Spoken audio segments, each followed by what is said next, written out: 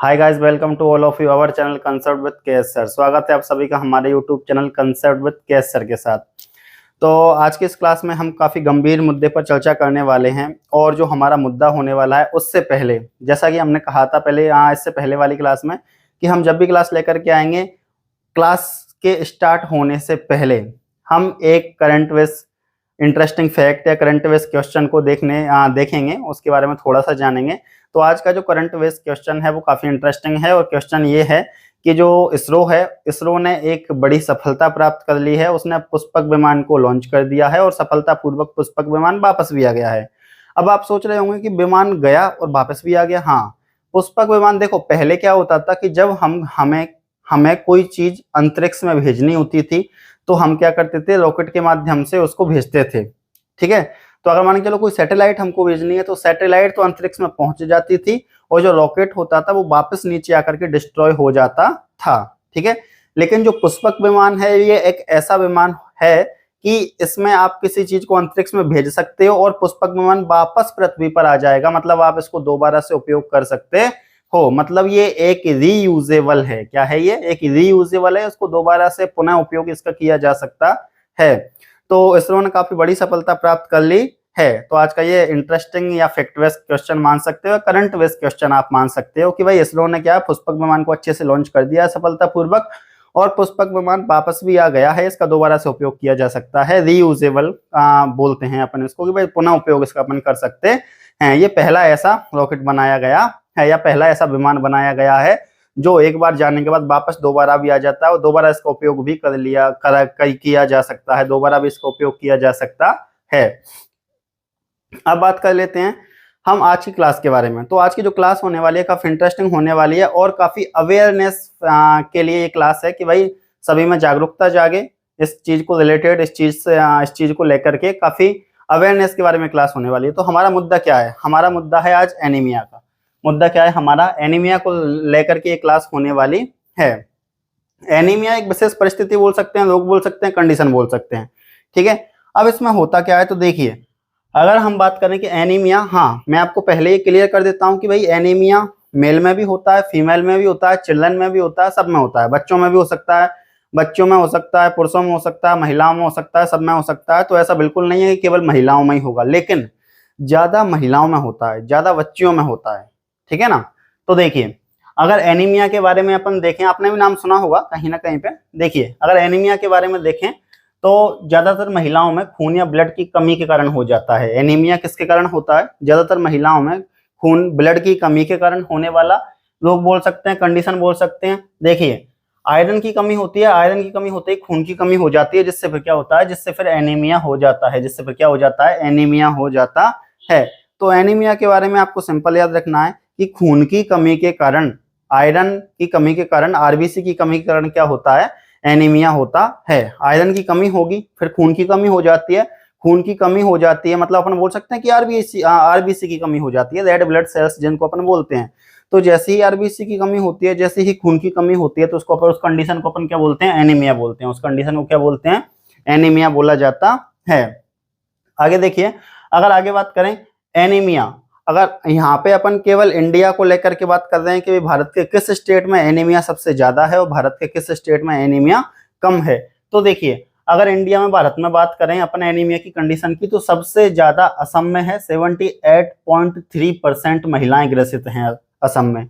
तो सबसे ज्यादा एनीमिया कहाँ पर है? इंडिया में एक स्टेट है असम, वहां पर 78.3% महिलाएं ग्रसित हैं। किससे? एनीमिया से, एनीमिया की कंडीशन से। सेकंड बात करें सबसे कम, तो सबसे कम मेघालय में है, वहां पर ओनली 14.6% महिलाएं ग्रसित हैं। किससे? एनीमिया से। तो याद रखना है, इंडिया में सबसे ज्यादा असम में है और सबसे कम कहां पर है? मेघालय में है। ठीक है, इतना याद रखोगे। अब आगे देखिए, जैसा कि यहाँ पे बताया गया है, आरबीसी का कार्य हमारे शरीर में ऑक्सीजन को पहुंचाना होता है। भाई आरबीसी, रेड ब्लड सेल्स, हमारे शरीर में करती क्या है? हमारे शरीर में पूरी बॉडी में ऑक्सीजन के फ्लो को क्या करती है? कंट्रोल करती है। पूरी बॉडी में ऑक्सीजन को लेकर के ये जाती है। तो आरबीसी का कार्य क्या है? हमारे शरीर में ऑक्सीजन को पहुंचाना। ठीक है, यहाँ तक कंप्लीट हुआ। अब देखिए, तो हमने देखा कि एनीमिया क्या है? खून की कमी से, ब्लड की कमी से ये जो कंडीशन होती है उसे बोलते हैं हम एनीमिया। खून की कमी से होने वाला रोग है एनीमिया, ऐसा बोल सकते हैं हम। ज्यादातर महिलाओं में होता है, हमने ये भी देखा। और भारत में सबसे ज्यादा कहाँ, असम में है, और सबसे कम मेघालय में है। ठीक है, उसके बाद अगर हम बात करें कि भाई भारत सरकार ने एनीमिया को रोकने के लिए, एनीमिया की रोकथाम के लिए कुछ कदम उठाए हैं या नहीं उठाए हैं, या कुछ पॉलिसी आई है या नहीं आई है, तो देखिए कदम उठाए हैं भारत सरकार ने। मैं आप यहाँ पे दो का एग्जाम्पल लिया है मैंने यहाँ पर। देखिए दो पॉलिसी का सरकार द्वारा उठाए गए कदम में बात करें तो एक है एनीमिया मुक्त भारत, जो कि 2018 में स्टार्ट हुई थी। एक योजना क्या है, एक योजना का नाम है एनीमिया मुक्त भारत, जो कि कब स्टार्ट हुई थी, 2018 में स्टार्ट हुई थी। और एक है WIFS, इसकी फुल फॉर्म की बात करें तो weekly iron and folic acid supplementation. ठीक है, आपने देखा होगा ना कि सरकारी स्कूलों में जब आप कभी पढ़ते होंगे, तो जब सरकारी स्कूल में आप होंगे या प्राइवेट स्कूल में भी आप होंगे, तो एक वो पिल टैबलेट देने के लिए आते थे, टैबलेट खिलाई जाती थी आपको, महीने में एक बार या सप्ताह में एक बार टैबलेट खिलाने आते थे, चबा चबा कर जिसको खाना होता था, फोलिक एसिड की टैबलेट या आयरन की टैबलेट जिनको अपन बोलते हैं।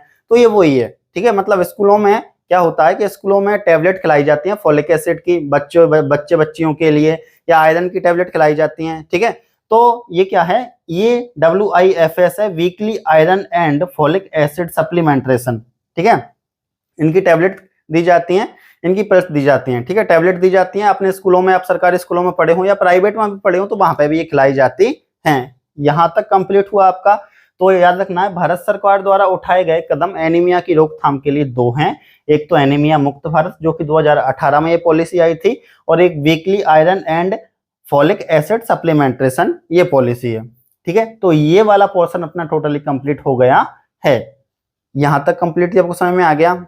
अब इधर वाला पोर्शन देख लेते हैं एक बार। चलिए देखिए, अगर हम बात करें तो देखिए हमने यहां तक देख लिया कि भाई एनीमिया की कंडीशन क्या है, और भारत में सबसे ज्यादा कहां पर है, और सरकार द्वारा उठाए गए कदम कौन कौन से हैं। ठीक है, अब अगर हमने भारत में जांच की है कि भाई भारत में सबसे ज्यादा असम में है और सबसे ज्यादा कहां पर है, मेघालय में है, तो अगर हम भारत में स्थिति को देखना चाहें कि भाई भारत में कंडीशन क्या है इसकी, तो यहाँ पर हम एक सर्वे के माध्यम से जानेंगे।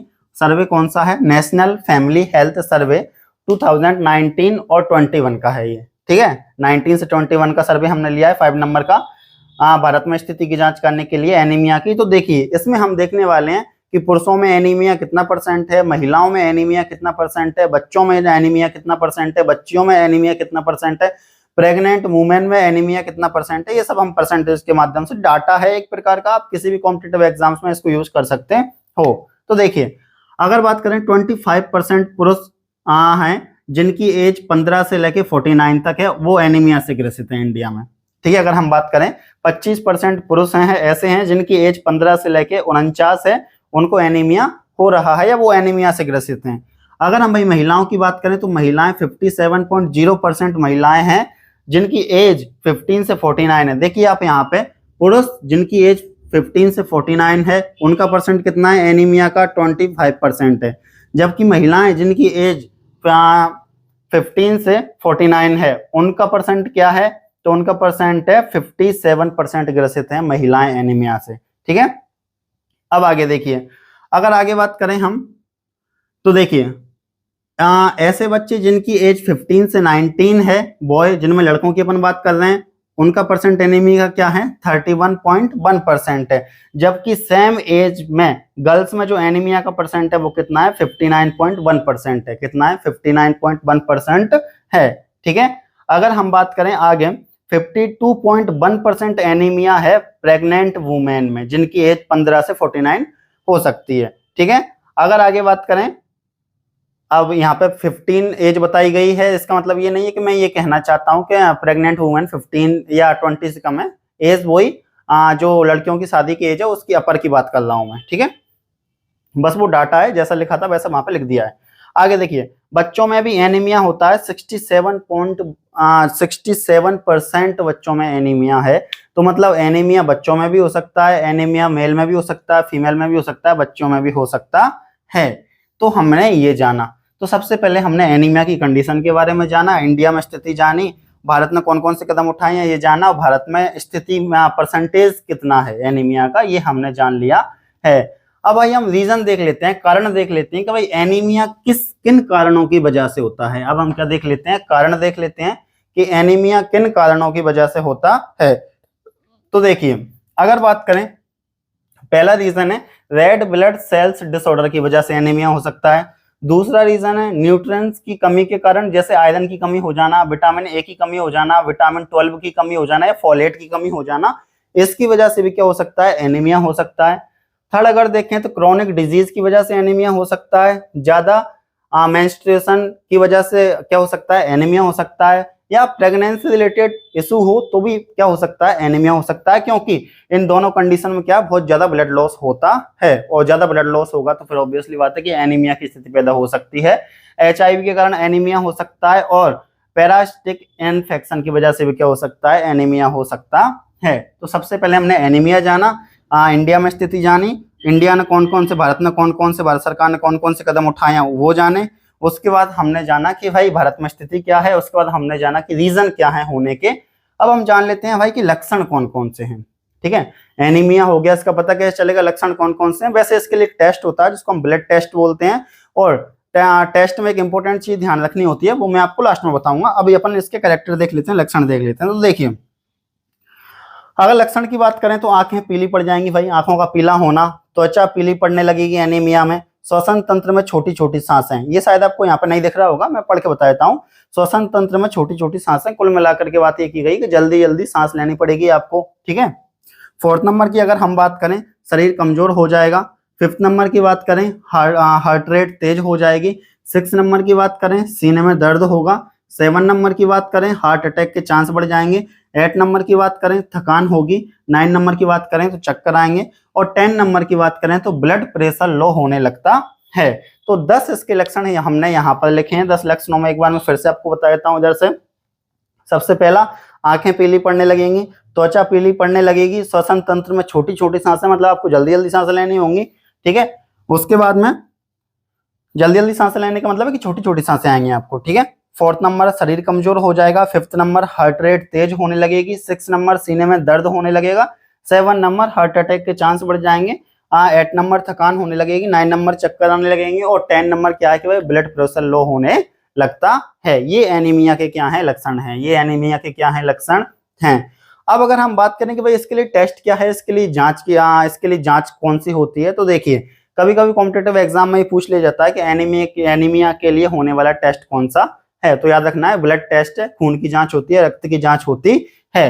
अब रक्त की जांच में एक इंपॉर्टेंट चीज आपको याद रखनी है कि आपने देखा होगा कि जो खून निकालने वाले नर्स होती हैं, वो क्या करती हैं, आपके इस वाले फिंगर से या किसी भी फिंगर से यहाँ से ब्लड ले लेती हैं कभी कभी। ठीक है, तो एनीमिया में याद रखना है, या आप ही उनको जाकर के बोल सकते हो, एनीमिया की कंडीशन में आप उनको जाकर के बोल सकते हो कि आप यहाँ से ब्लड लेने के बजाय जो वीनस है, जो आपकी नसें हैं, वहां से क्या लेना चाहिए, वहां से आपको ब्लड लेना चाहिए, क्योंकि जो नसों में जो ब्लड होता है उनमें आरबीसी की संख्या ज्यादा होती है, और आरबीसी की संख्या ज्यादा होगी ब्लड में तो फिर एनीमिया की कंडीशन का सही से पता चल पाएगा, फिर एनीमिया की स्थिति का सही से पता चल पाएगा।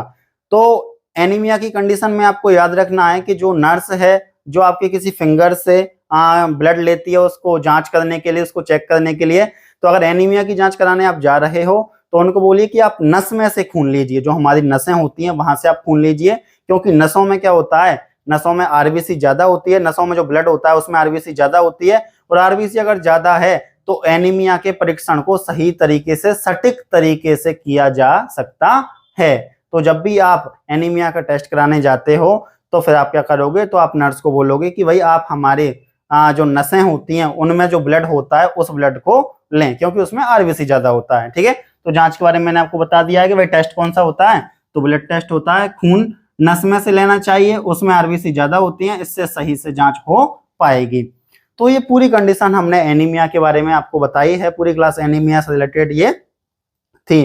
तो कैसी लगी आपको ये क्लास, कमेंट बॉक्स में कमेंट करके जरूर बताएं। ये एक अवेयरनेस के लिए क्लास बनाई गई है, ठीक है, कि आपको पता हो, और सबसे इंपॉर्टेंट आपने भाई एनीमिया के बारे में पूरा जान लिया है, लेकिन सबसे इंपॉर्टेंट देखो, अगर आप कोई भी एग्जाम, कॉम्पिटेटिव एग्जाम की तैयारी कर रहे हो जिसमें मेंस एग्जाम होता है, मतलब रिटन एग्जाम होता है, तो फिर आप ये डाटा यूज कर सकते हो, ठीक है, जितना भी डाटा यहाँ पे लिखा है। और अगर कभी किसी को ऐसी कंडीशन होती है तो फिर आप उसको ये वाली चीज सजेस्ट कर सकते हो कि भाई आप जब भी टेस्ट कराने जाएं, ब्लड टेस्ट होगा तो ब्लड टेस्ट में आप खून में क्या, खून की जांच कराओगे तो खून की जांच कराते टाइम नर्स को क्या बोलेंगे आप कि भाई जो आप खून ले रहे हो टेस्ट करने के लिए वो आप कहाँ से लो, वो आप लो हमारी नसों से। कहाँ से लो? हमारी नसों में जो ब्लड होता है वहां से आप उस खून को लीजिए, क्योंकि उसमें आरबीसी ज्यादा होती हैं। यहाँ तक टोटली ये कंप्लीट हो गया है। तो कैसी लगी ये क्लास आपको कमेंट बॉक्स में कमेंट करके बताइए। और हमारे इसी चैनल पर जल्दी ही 1K सब्सक्राइबर कंप्लीट होने वाले हैं। आपका सपोर्ट बना रहा तो काफी जल्दी ही वो कंप्लीट हो जाएंगे। तो देखते रहिए और बने रहिए कंसर्ट विद के सर के साथ। क्लास अगर अच्छी लगी हो तो हमारे चैनल को सब्सक्राइब करें, और कमेंट बॉक्स में अगर इस क्लास में कोई मिस्टेक हुई हो तो कमेंट बॉक्स में कमेंट करके बताएं। धन्यवाद।